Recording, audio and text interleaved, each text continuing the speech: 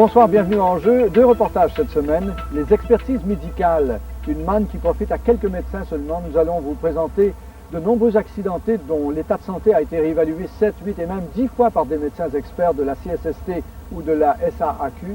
Et puis aussi le travail à temps partagé, c'est une idée qui pourrait bien prendre la vedette au sommet économique de cette semaine à Montréal. Deux grandes entreprises de chez nous l'ont essayé, Alcan et Bell, avec des résultats bien différents. Vous allez voir.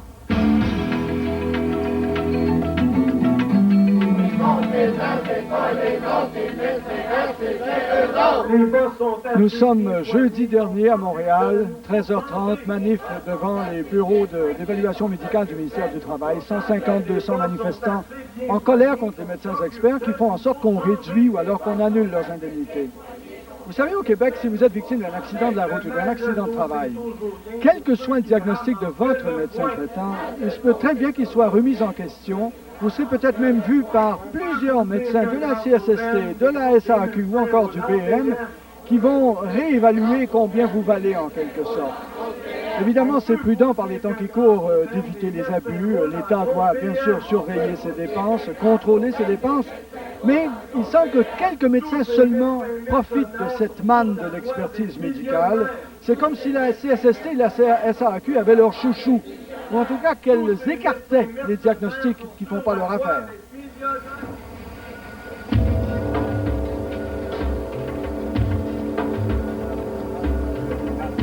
Cet homme, qui vient de provoquer les policiers pour se faire abattre, a d'abord tenté de se pendre. C'est un travailleur accidenté découragé. Cette femme qui fait la grève de la faim est une accidentée de la route qui porte ses démêlés sur la place publique. Derrière ces faits divers, il y a des drames personnels qui ne sont pas l'effet du hasard. Jean Godbout s'est blessé au travail il y a 3 ans. Il en veut au médecin expert qui l'a déclaré guéri et retourné au travail.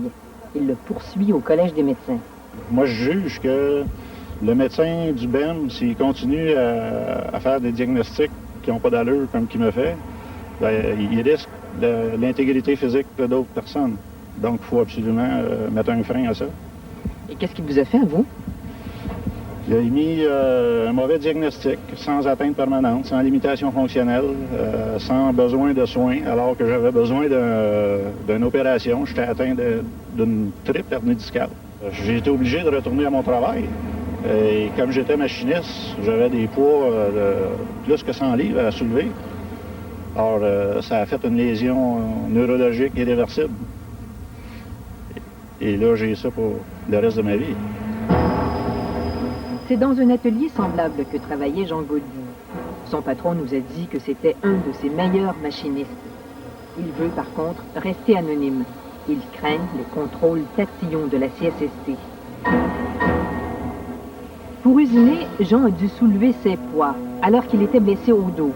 L'irréparable s'est produit.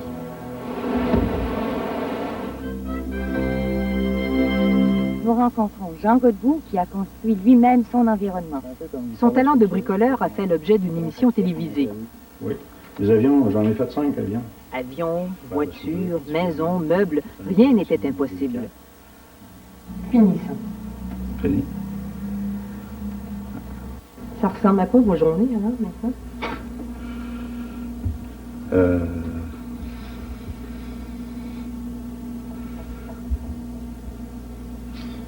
Je me lève et au réveil, la douleur est à son niveau le plus fort. Fait que là, j'ai comme pas le choix. C'est café, puis on attend 1 heure ou 2 parce que ça se dissipe un petit peu. Puis c'est un peu de télé, un peu de lit. J'ai beaucoup de visites chez des médecins dans des occupations reliées à l'accident, des rencontres avec les conseillers, des avocats. Mes journées se passent comme ça.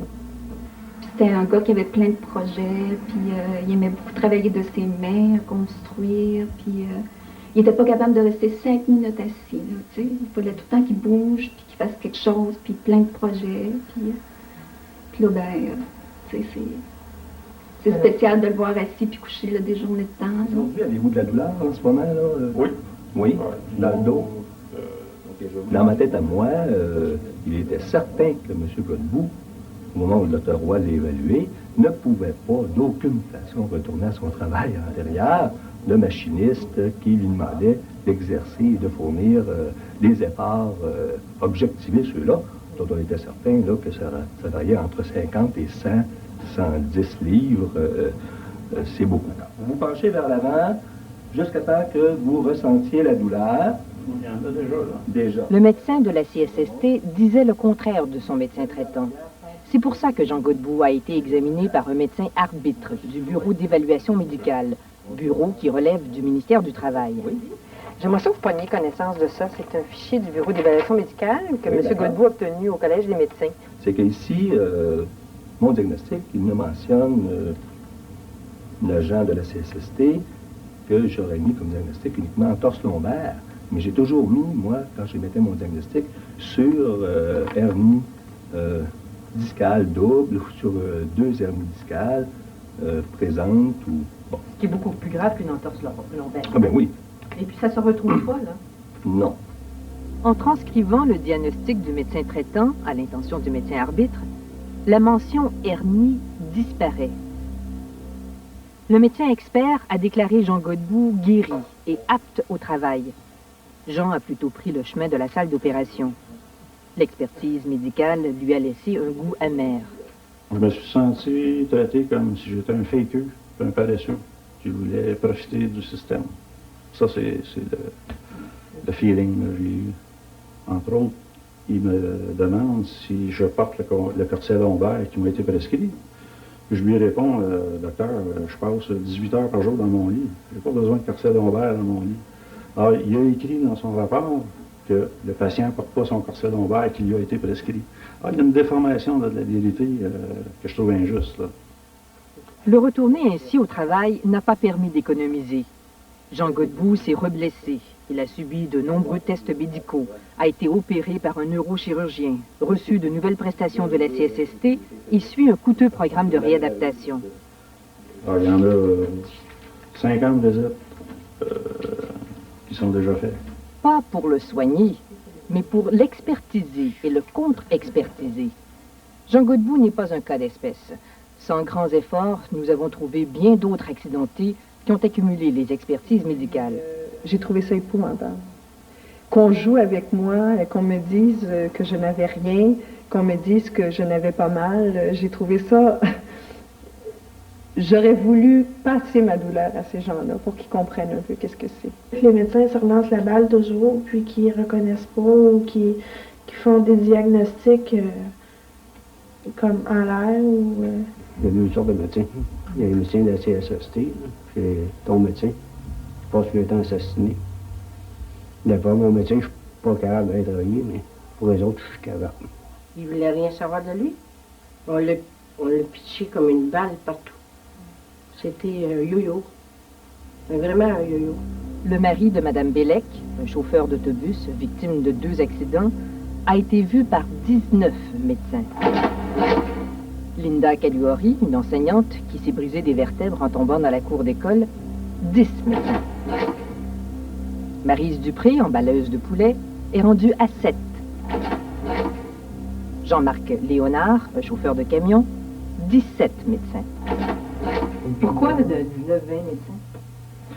Eh bien, 19-20 médecins à cause du nombre de contestations, à cause du nombre de réclamations, à cause du nombre de refus, à cause du nombre de traitements, du suivi, de l'incapacité, des rapports à produire. Alors donc, ça devient très, très lourd.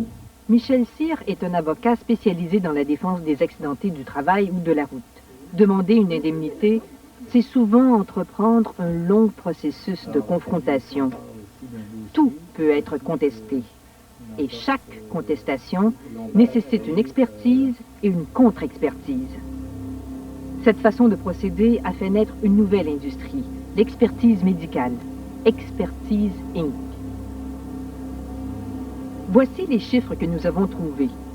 En 1994, la CSST a commandé 9000 évaluations médicales. Le coût, 2 400 000 $. Le bureau d'évaluation médicale, 8 100. Honoraires versés aux médecins, 2,5 millions. Pris à même les deniers publics.